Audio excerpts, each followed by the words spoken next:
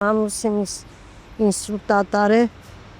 այդքան ինքն է ստանում, 40,000 ես եմ ստանում, բայց դե չի հերիքում, իր ատամները պտի գցենք, հազիվ 3 ամսվանը չենք ծախսել, դեղեք չենք առել, որ դրա ատամները գցենք, էլ ինչ հերիքի։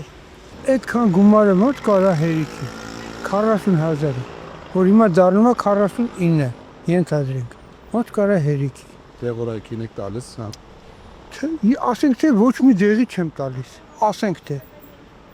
բայց կոմունալ եմ տալիս, չէ,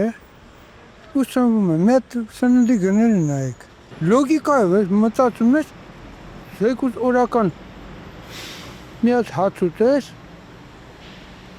պանիրին առաջացնում են հաց ու կեր ու բանիր, հաց ու պանիր,